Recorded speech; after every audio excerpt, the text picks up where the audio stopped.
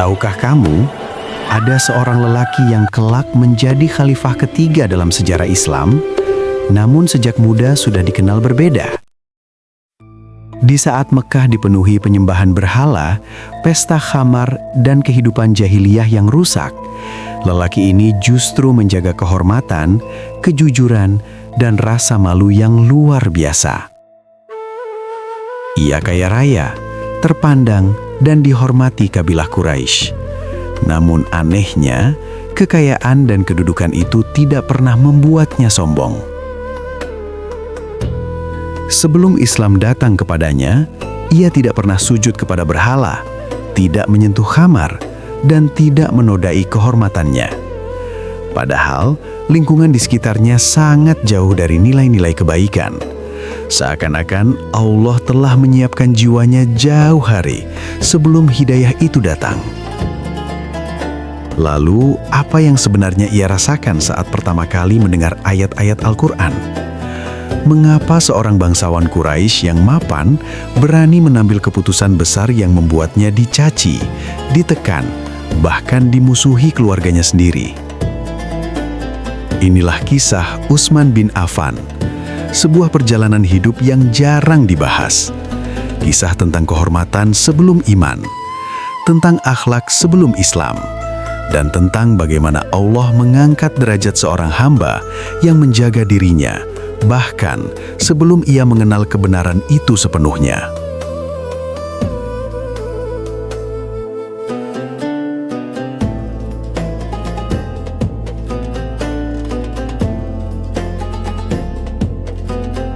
Assalamualaikum warahmatullahi wabarakatuh.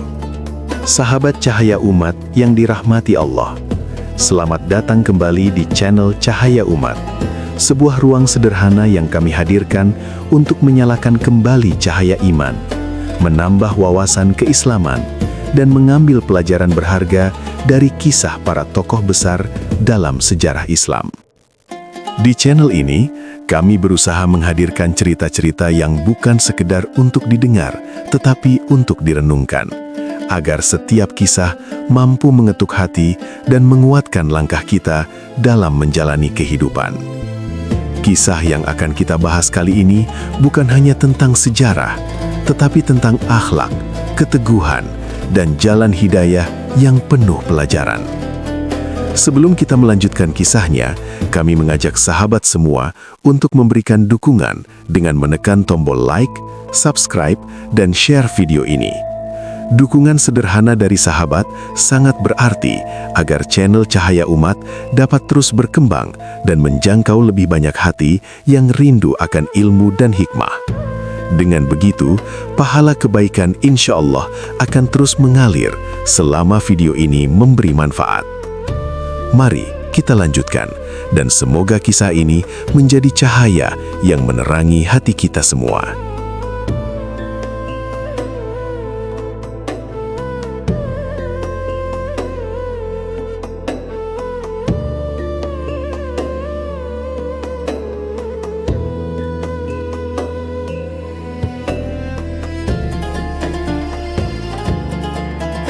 Utsman bin Affan lahir di tengah jantung kota Mekah, dari sebuah keluarga besar yang memiliki kehormatan tinggi di mata bangsa Quraisy. Ia berasal dari Bani Umayyah, salah satu kabilah paling terpandang, kaya, dan berpengaruh pada masa itu. Nasabnya bersambung dengan Rasulullah Shallallahu Alaihi Wasallam pada garis keturunan Abdu Manaf. Sebuah silsilah yang membuat namanya otomatis disegani oleh masyarakat Mekah sejak ia masih belia. Ayahnya, Affan bin Abi Al-As, adalah seorang saudagar sukses yang dikenal cerdas dan berwibawa.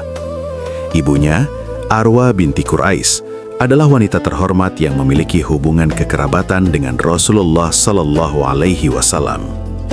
Dari keluarganya inilah, Utsman kecil tumbuh dalam lingkungan yang penuh kehormatan, adab, dan etika sosial yang tinggi. Ia tidak dibesarkan sebagai anak biasa, melainkan sebagai seorang bangsawan yang kelak diharapkan memegang peranan penting di tengah masyarakat. Sejak muda, Utsman sudah terbiasa melihat dunia perdagangan. Ia mengikuti ayah dan pamannya dalam perjalanan bisnis, belajar tentang kejujuran, amanah, dan tanggung jawab. Mekah pada masa itu adalah pusat perdagangan Arab, tempat bertemunya para pedagang dari berbagai negeri. Di tengah hiruk-pikuk transaksi dan persaingan dagang yang keras, Utsman tumbuh sebagai sosok yang berbeda. Ia tidak suka menipu, tidak menekan orang lain, dan tidak mengambil keuntungan dengan cara curang. Ketika ayahnya wafat, Utsman masih tergolong muda, namun tanggung jawab besar sudah berada di pundaknya. Ia mengelola harta warisan keluarga dengan penuh kehati-hatian. Berkat kecerdasan dan kejujurannya, usahanya justru berkembang pesat. Dalam waktu singkat, ia dikenal sebagai salah satu pedagang paling sukses di Mekah. Hartanya melimpah, kafilah dagangnya sering bepergian ke Syam dan wilayah-wilayah penting lainnya, membawa keuntungan besar. Demikian pula, meski kaya, Utsman tidak hidup berfoya-foya. Ia dikenal tenang, lembut, dan menjaga sikap. Di majelis-majelis Quraisy, namanya sering disebut dengan penuh rasa hormat. Orang-orang mempercayakan urusan dagang dan titipan harta kepadanya. Bagi masyarakat Mekah, Utsman bin Affan adalah simbol kepercayaan, seorang bangsawan yang tidak hanya kaya, tetapi juga berakhlak. Yang menarik, meskipun hidup di tengah masyarakat jahiliyah yang kental dengan penyembahan berhala, Utsman tidak pernah menunjukkan kecintaan kepada berhala-berhala itu. Ia menyaksikan sendiri bagaimana patung-patung tersebut dibuat oleh tangan manusia, diperjualbelikan, lalu disembah oleh manusia pula. Dalam hatinya, ia sering bertanya, bagaimana mungkin sesuatu yang tidak mampu memberi manfaat atau mudorot layak disembah? Pertanyaan-pertanyaan itu tidak ia suarakan secara terbuka. Ia menyimpannya dalam hati, merenung dalam diam. Utsman dikenal sebagai pribadi yang banyak berpikir, tidak gegabah, dan tidak mudah terbawa arus. Ia menyaksikan kehidupan Mekah yang penuh kemewahan, namun juga dipenuhi kezaliman, ketidakadilan, dan kerusakan moral. Dan di tengah semua itu, jiwanya terasa asing, seakan tidak sepenuhnya menyatu dengan kehidupan jahiliyah yang dijalani kaumnya. Inilah fase awal kehidupan Utsman bin Affan, seorang bangsawan Quraisy, pedagang sukses, pemuda terpandang yang secara lahiriah telah memiliki segalanya. Namun jauh di dalam hatinya ada ruang kosong yang belum terisi, sebuah kegelisahan halus yang kelak akan menjadi pintu masuk bagi cahaya hidayah. Allah sedang menyiapkan seorang hamba pilihannya jauh sebelum Islam menyentuh lisannya.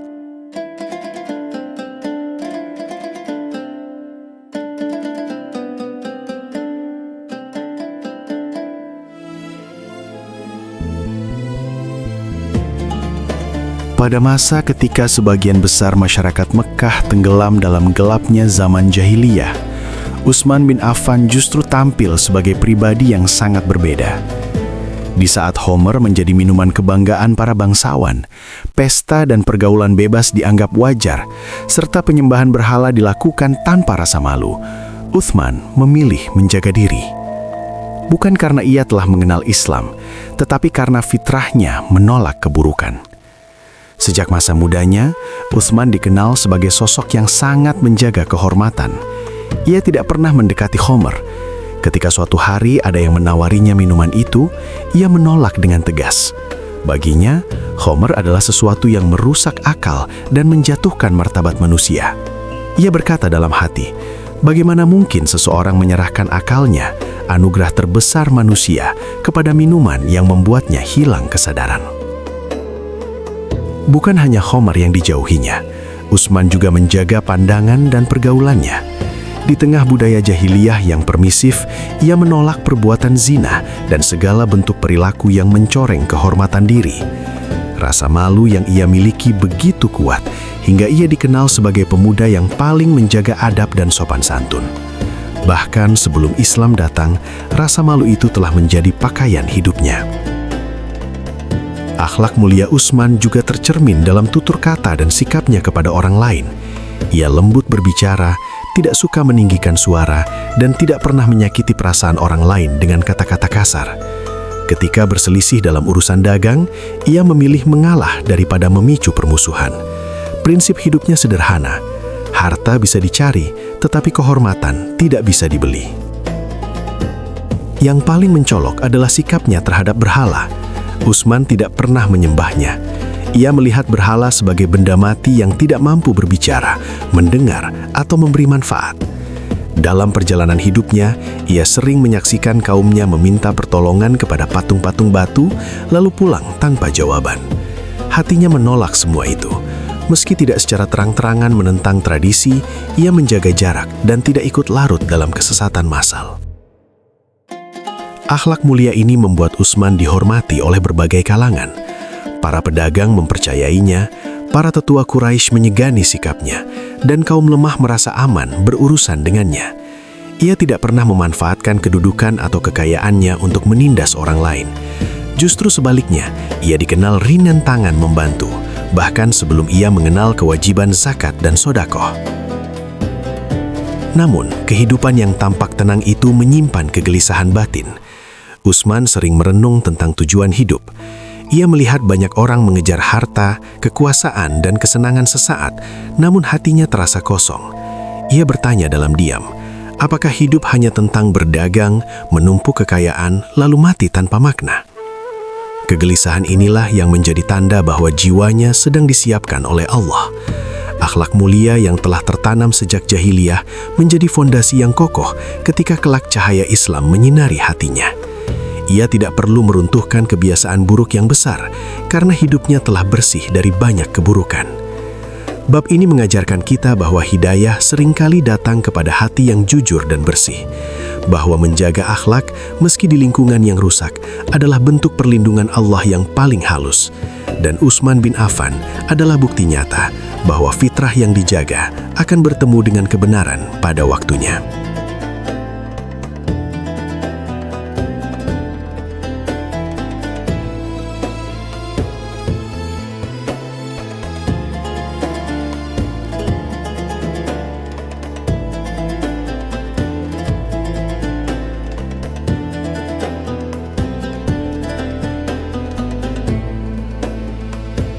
Nama Utsman bin Affan tidak hanya dikenal karena nasab dan akhlaknya, tetapi juga karena keberhasilannya dalam dunia perdagangan. Sejak usia muda, ia telah terjun langsung mengelola bisnis keluarga.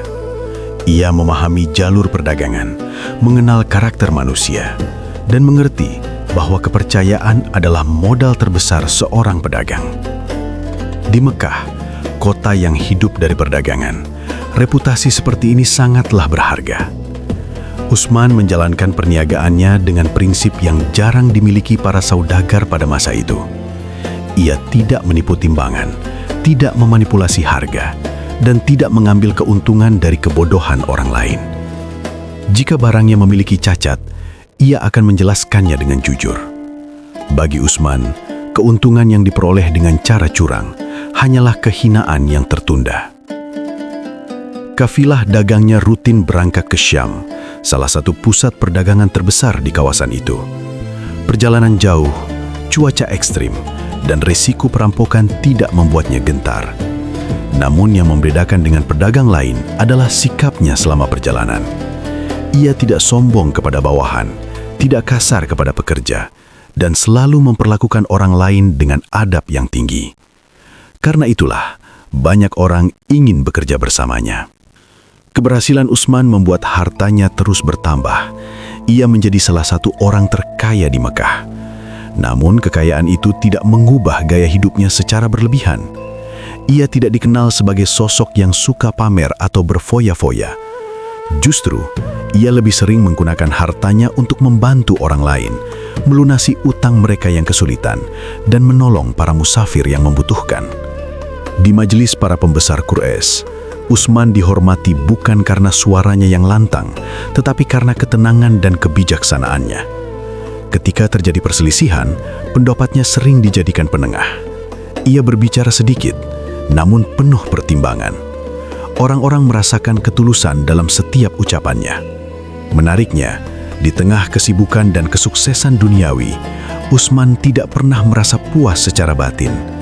Ia melihat banyak orang kaya hidup dalam kegelisahan, takut kehilangan harta, takut kehilangan pengaruh, dan takut mati. Ia sendiri memiliki segalanya, namun hatinya masih mencari makna yang lebih dalam. Kekayaan tidak menjawab pertanyaan tentang tujuan hidup. Pengalaman berdagang ke berbagai negeri memperluas pandangannya. Ia melihat bangsa-bangsa lain dengan kepercayaan dan sistem hidup yang berbeda. Hal itu membuatnya semakin yakin bahwa kebenaran tidak mungkin dibangun di atas patung-patung batu yang bisu. Ada kekuatan yang lebih besar, lebih agung, dan lebih layak disembah. Tanpa ia sadari, seluruh fase hidupnya sebagai pedagang sukses sedang membentuknya menjadi sosok yang siap menerima amanah besar. Kejujuran, amanah, kesabaran, dan kepedulian sosial yang ia miliki kelak akan menjadi ciri khas kepemimpinannya. Allah telah melatihnya melalui dunia bisnis sebelum memberinya tanggung jawab mengurus umat. Bab ini mengajarkan kita bahwa kesuksesan sejati bukan hanya tentang seberapa banyak harta yang dimiliki, tetapi tentang bagaimana harta itu membentuk akhlak seseorang. Dan Utsman bin Affan telah membuktikan, bahkan sebelum Islam hadir dalam hidupnya, ia telah menjadi pribadi yang layak dipercaya oleh manusia dan kelak oleh Allah.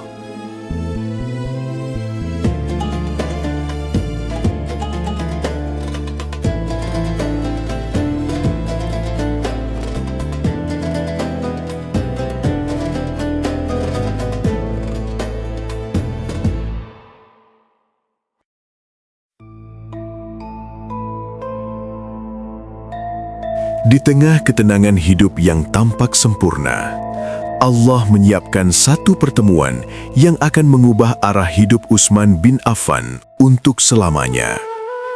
Pertemuan itu tidak terjadi di pasar, bukan pula dalam perjalanan dagang, melainkan melalui seorang sahabat yang telah lebih dahulu menemukan cahaya kebenaran, Abu Bakar As-Siddiq. Abu Bakar mengenal Utsman dengan sangat baik. Ia tahu kelembutan akhlaknya, kejernihan pikirannya, dan kebersihan fitrahnya. Karena itu, ketika Abu Bakar mendengar risalah yang dibawa oleh Muhammad SAW, salah satu orang pertama yang terlintas di benaknya adalah Utsman bin Affan. Ia yakin hati yang jujur akan mudah mengenali kebenaran. Suatu hari, Abu Bakar menemui Utsman dan mengajaknya berbincang. Tidak dengan paksaan, tidak pula dengan debat panjang.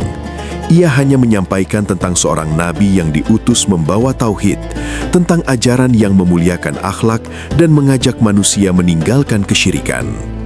Utsman mendengarkan dengan penuh perhatian. Setiap kata seolah menyentuh ruang kosong dalam hatinya yang selama ini ia rasakan. Ketika Utsman bertemu Rasulullah dan mendengar langsung ayat-ayat Al-Quran, hatinya bergetar hebat. Kalimat-kalimat itu berbeda dari syair Arab manapun yang pernah ia dengar. Ada kekuatan, ada ketenangan, dan ada kebenaran yang tidak bisa ia bantah. Seolah-olah seluruh pertanyaan hidup yang selama ini ia pendam mendapat jawaban dalam sekejap. Tanpa ragu panjang, Utsman bin Affan menyatakan keimanannya. Ia bersaksi bahwa tidak ada Tuhan selain Allah dan Muhammad adalah utusannya. Keputusan itu ia ambil dengan kesadaran penuh, bukan karena tekanan, bukan pula karena janji dunia. Ia memilih Islam karena hatinya telah mengenali kebenaran itu sejak lama, hanya menunggu saatnya bertemu. Namun hidayah tidak datang tanpa ujian. Ketika kabar keislamannya tersebar, keluarga dan kaumnya terkejut. Pamannya, Al-Hakam bin Abi Al-As, sangat murka. Utsman diikat, ditekan, dan diancam agar kembali kepada agama leluhur. Ia ditanya, bagaimana mungkin ia meninggalkan berhala-berhala nenek moyangnya demi ajaran baru yang dianggap memecah belah Quraisy. Dalam tekanan itu, Utsman tidak membalas dengan amarah. Ia tetap lembut, tetap tenang, dan tetap teguh. Ia berkata bahwa apa yang ia yakini adalah kebenaran yang tidak bisa ia tinggalkan. Kekayaan, kehormatan, dan kedudukan tak lagi mampu menggoyahkan hatinya. Ia telah menemukan sesuatu yang jauh lebih berharga, iman. Keimanan Utsman justru menguatkan pribadinya. Rasa malu yang telah ia miliki berubah menjadi ketundukan kepada Allah. Akhlak mulia yang ia jaga berubah menjadi ibadah. Seluruh kehidupannya kini memiliki arah yang jelas. Dari seorang bangsawan Quraisy, ia telah menjadi seorang hamba Allah yang tunduk dan taat. Bab ini mengajarkan kita bahwa hidayah sering datang kepada mereka yang jujur pada hatinya. Dan ketika kebenaran itu datang, orang-orang pilihan tidak menundanya, meski harga yang harus dibayar sangat mahal.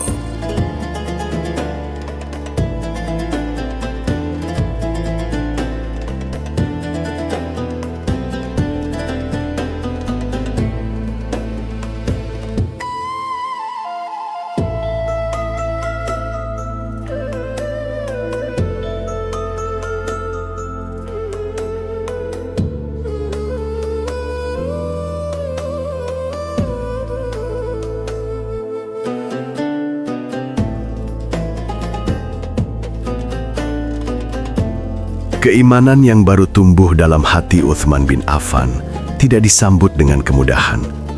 Justru, sejak ia mengucapkan syahadat, hidupnya memasuki fase ujian yang jauh lebih berat dari sebelumnya. Ia yang dulu dihormati karena nasab dan kekayaan, kini mulai dipandang dengan kecurigaan dan kebencian oleh kaumnya sendiri. Tekanan pertama datang dari keluarga terdekat. Pamannya, Al-Hakam bin Abi Al-As, merasa kehormatan Bani Umayyah tercoreng oleh keislaman Uthman. Ia mengikat Uthman dan mengurungnya, memaksanya kembali kepada agama nenek moyang. Ancaman demi ancaman dilontarkan. Harta, kedudukan, dan keamanan hidup ditawarkan sebagai imbalan jika ia mau meninggalkan Islam. Namun, Uthman bin Affan tetap teguh. Dalam keterikatan dan tekanan itu, tidak keluar satupun kata kasar dari lisannya. Ia tidak membalas kebencian dengan kemarahan. Dengan suara lembut namun penuh keyakinan, ia menyatakan bahwa iman yang telah masuk ke dalam hatinya tidak mungkin dicabut oleh ancaman manusia. Ujian tidak berhenti di situ. Masyarakat Quraisy mulai memboikot, mencemooh, dan memandangnya sebagai pengkhianat tradisi. Relasi bisnisnya terganggu, keamanannya terancam, dan hidupnya tidak lagi senyaman dulu. Namun, semua itu tidak menggoyahkan imannya. Justru, setiap ujian membuat keyakinannya semakin kuat. Di tengah tekanan tersebut, Allah memuliakan Uthman dengan kemuliaan yang tidak dimiliki sahabat lain. Ia dinikahkan dengan Ruqayyah binti Rasulullah SAW. Lalu setelah wafatnya Ruqayyah, Allah kembali memuliakannya dengan menikahkannya dengan Ummu Kulsum binti Rasulullah SAW. Karena itulah, Uthman dikenal dengan gelar Dzun-Nurain, pemilik dua cahaya. Keimanan Uthman semakin tercermin dalam pengorbanannya. Harta yang dulu ia kumpulkan dengan susah payah, kini ia serahkan di jalan Allah. Ia membantu kaum muslimin yang tertindas, membiayai hijrah, dan menguatkan dakwah Rasulullah dengan hartanya. Ia membuktikan bahwa kekayaan bukan untuk disimpan, tetapi untuk diabdikan. Ketika kaum muslimin hijrah ke Habasyah untuk menyelamatkan iman mereka, Uthman termasuk orang yang rela meninggalkan tanah kelahiran, harta, dan kenyamanan demi agama Allah. Hijrah itu adalah bukti bahwa imannya bukan sekedar ucapan, tetapi pilihan hidup yang nyata. Dari seorang bangsawan Quraisy yang hidup berkecukupan, Uthman berubah menjadi teladan keteguhan iman. Ia tidak pernah menyesali keputusannya masuk Islam. Baginya, kehilangan dunia demi kebenaran adalah keuntungan terbesar, dan Allah tidak menyia-nyiakan pengorbanan itu. Bab ini menegaskan bahwa keimanan sejati selalu diuji, dan hanya hati yang tulus yang mampu bertahan. Uthman bin Affan telah membuktikan bahwa kemuliaan sejati bukan berasal dari harta, nasab, atau kekuasaan, melainkan dari keteguhan iman dan keikhlasan dalam berkorban.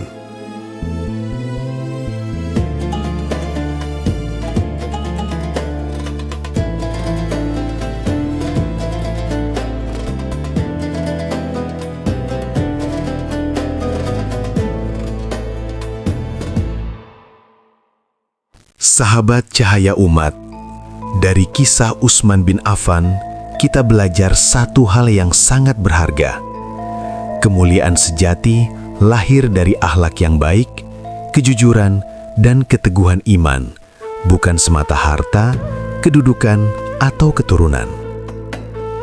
Utsman menunjukkan bahwa seorang hamba yang menjaga fitrahnya, menolak keburukan, dan terbuka terhadap cahaya kebenaran, akan dipersiapkan Allah untuk amanah besar, bahkan sebelum ia benar-benar menyadari takdirnya. Kisah ini juga mengingatkan kita bahwa ujian adalah bagian dari perjalanan iman. Ketika kita menghadapi tekanan, hinaan, atau kesulitan, itu bukan untuk menjatuhkan, melainkan untuk memperkuat dan menyaring ketulusan hati.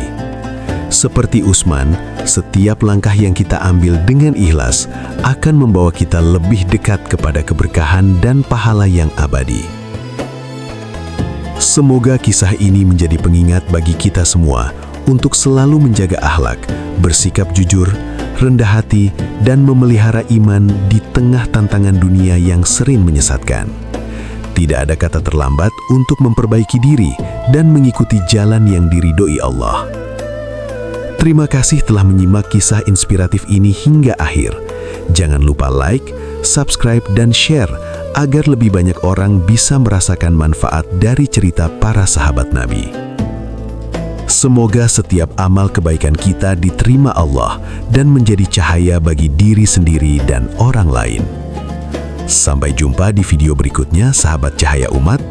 Wassalamualaikum warahmatullahi wabarakatuh.